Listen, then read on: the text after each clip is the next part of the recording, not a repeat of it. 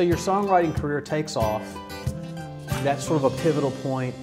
And then there's Billy Hill in the middle of your career. Tell me about Rich, illustrious. Yes. Well, you're right, Jody. I just had that itch. I've always had that itch. I probably still have that itch, you know, well, I grew up where you're in a band.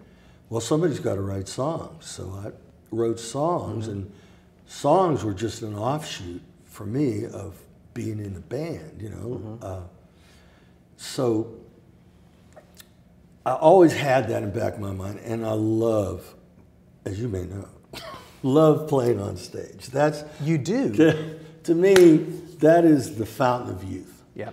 You know, you can feel like death eating a cracker before you go on, and you get on stage, and all of a sudden you're alive, you know, and what you felt is replaced by this energy, and I've always loved that and always wanted to tap into that. It just felt so natural to me. And songwriter buddy of mine, John Scott Sherrill, had this band called the Wolves in Cheap Clothing.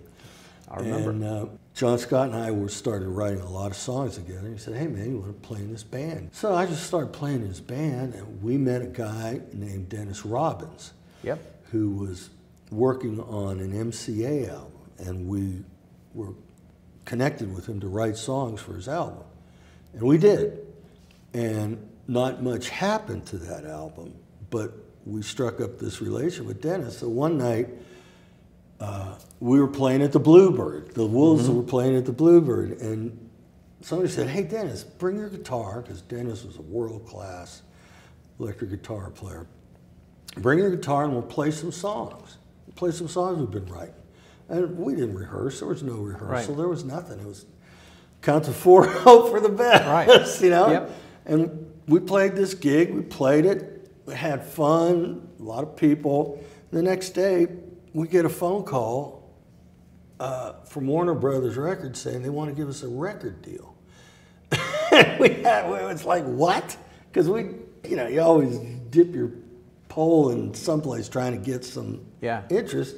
And all of a sudden, we had this offer with this group of guys, which included Dennis and me and John Scott and Martin Parker, who's a great drummer who's passed, and Reno Klein. And so we said, yeah, why not? Sure. Yeah. And they said, well, we want you to do your thing. Just do your thing. And we said, okay, what does that mean? Just do your thing. So I was living on Barton Avenue here in Nashville at the time. I had a little primitive home studio, you know, and we proceeded to write and record the Billy Hill album in the house. And we thought we were doing demos, you know, and we'd bring it to the label and say, well, this is what we're thinking about doing. And they go, well, okay. Well, what should we do? Well, nothing. That's the record. We're going, what? You know, it just was like everything was just so easy. We were called the Wolves in Cheap Clothing. So it was already decided, well, let's just knock it down to the Wolves. We're the Wolves. And we get a call one day, and they said, you got to change your name. We said, what? No, you got to change your name. There's some rock and roll band on Columbia called the Wolves, and we're just afraid of a lawsuit, so you got to change your name. Well, how long do we have? Well, like 24 hours. So we're just running through all these names, you know, and for whatever reason, Billy Hill stuck, and he was the guy. Like, when we were writing these songs, we'd go, would Billy say this? Yeah, this is for the guy. And we'd write the song to Billy.